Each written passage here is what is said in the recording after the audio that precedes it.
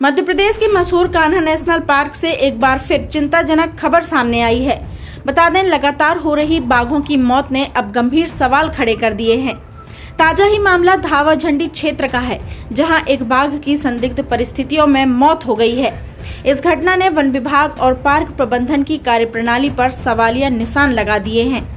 गौरतलब है कि कुछ ही दिन पहले 4 शावकों और एक मादा टाइग्रेस की मौत ने पूरे इलाके में सनसनी फैला दी थी। लगातार हो रही इन घटनाओं ने यह साफ संकेत दिया है कि कहीं न कहीं बड़ी चूक हो रही है। सबसे बड़ा सवाल, क्या बाघों की सुरक्षा में लापरवाही बरती जा रही है या फिर इन मौतों के पीछे कोई और गहरी साजिश है? प्रकाश कुमार वर्मा, उप संचालक कोर कान्हा टाइगर रिजर्व, ने पूरे मामले पर सफाई देते हुए कहा है कि पहले जिन बाघों की मौत हुई वह कैनाइन डिस्टेम्पर नामक खतरनाक वायरस की चपेट में आने के कारण हुई थी। वहीं हाल ही में हुई बाघ की मौत को लेकर उन्होंने स्पष्ट किया है कि यह घटना आपसी संघर्ष का नतीजा है, जिसमें एक बाघ की जान चली गई।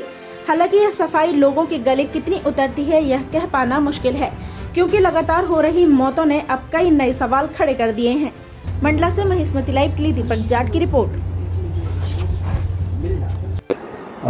ये जो पिछले जो बाघों की मौत हुई थी वो तो आप लोगों को सभी क्लियर है कि सीडी के कारण कैनाइन डिस्टेम्पर वायरस एक होता है, उसके कारण जो एक महामारी एक होती है ये उसके कारण हुआ था। लेकिन आज का जो बाघ की जो डेथ हुई है ये फाइटिंग के कारण हुआ है, जिसमें उसको घाव पाए गए हैं शरीर पर और उसके कारण डेथ होना पाया गया है।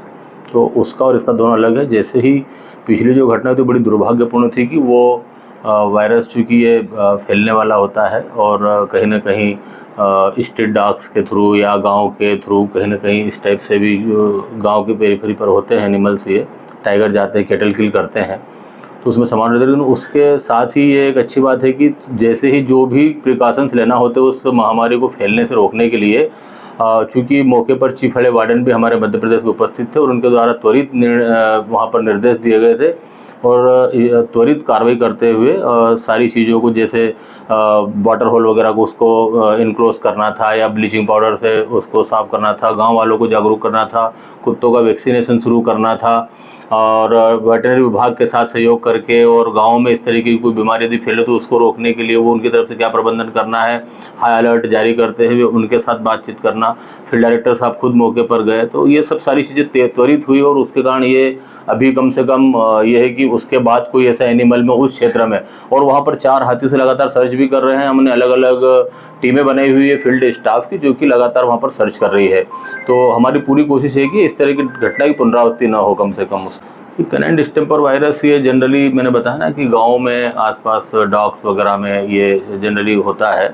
तो इसका कब आउटब्रेक होगा ये कुछ कह नहीं सकते। जैसे हमारे कोरोना का हमारे वायरस हमारे अंदर कहीं ना कहीं होगा, लेकिन वो जब आदमी कमज़ोर होता है, कुछ उसमें दूसरी प्रॉब्लम्स होती, तब वो ये वायरस फिर वो हो जाता है, एक्टिव हो जाता है ज़्यादा। तो स्वस्थ एनिमल में अपने से लड़ने रोग प्रतिरोधक क्षमता जिसमें ज़्यादा है वो उसमें तो लड़ लेता है, लेकिन जहाँ कमज़ोर होता है थोड़ा सा तो एनिमल उसमें संभावना बढ़ जाती है।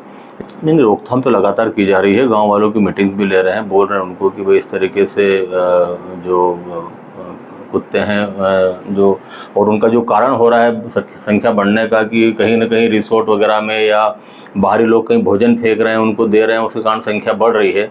तो अभी वेटरनरी डिपार्टमेंट की जो बैठक ली थी उसमें निर्णय हुआ कि ABC कार्यक्रम होता है, एक एनुअल बर्थ कंट्रोल कार्यक्रम होता है डॉग्स का, वो कार्यक्रम वो शुरू करा रहे हैं इस एरिया में, ताकि आगामी 2-4-5 सालों में हम इस जो बढ़ती संख्या को हम स्थिर कर पाएँ।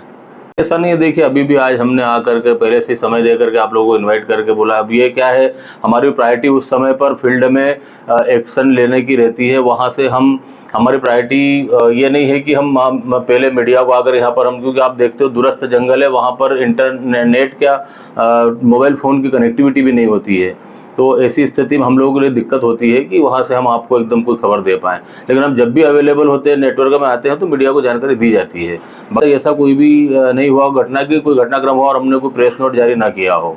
नहीं, हम लोग बाकायदा प्रेस नोट जारी करके उसका एक फ़ोटो और आप लोगों की एक डिमांड रहती है कि 10-15 सेकंड का एक क्लिप हो, वीडियो क्लिप, ये कोशिश करते हैं कि वो जारी करें। हम अक्सर ये कभी-कभी फील्ड से जानकारी आते हुए डिले हो जाता है, जैसे मैंने बताया इंटरनेट कनेक्टिविटी नहीं होती है कई बार, तो वो कई बार वीडियो डालते हैं फील्ड से और वो यहाँ तक आते हैं, मतलब वो वहाँ से नहीं अपलोड नहीं हो पाता है। तो ये भी एक समस्या है। नहीं, वो गलत जानकारी है, उसका वेरिफिकेशन कर लिया, ऐसी कोई नहीं, वो अफवाह है, कोई उसमें कोई सोर्स नहीं है उसका कि किसने उसको ऑडियो में किसने बात करी है।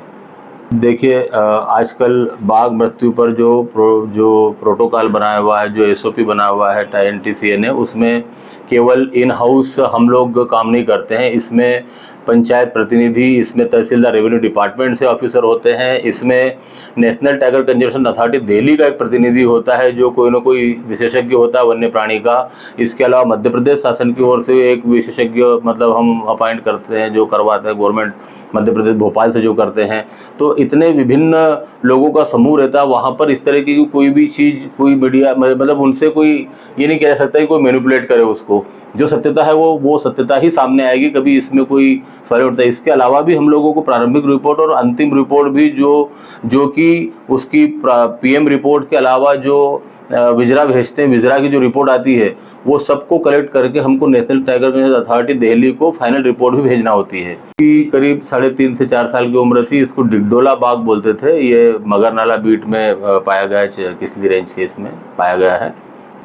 उसमें देख रहे यदि कोई इसमें लापरवाही यदि किसी की उजागर होती है तो देखेंगे। अभी फिलहाल तो ऐसा नहीं हुआ है, क्योंकि जो महामारी का लक्षण किसी लापरवाही के कारण नहीं हुआ है, वो गांव के नज़दीक होने के कारण हुआ है और उन कारणों को हमने इसलिए तत्काल कार्रवाई करते किया है।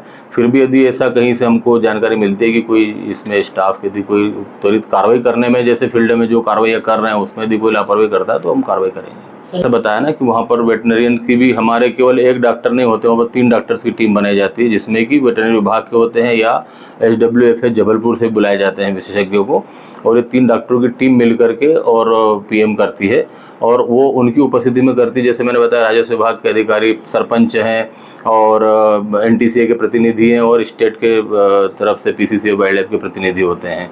उन सबकी उपस्थिति में किया जाता है। तो ऐसा कुछ नहीं है कि कोई उसमें कोई मैनिपुलेट करेगा, मैंने यही कहा। नहीं, वो अभी मेरी डॉक्टर से बात हुई कि जो घाव हुए हैं इनफाइटिंग के कारण, उसी के कारण सेप्टिसेमिया डेवलप हुआ और उसी कारण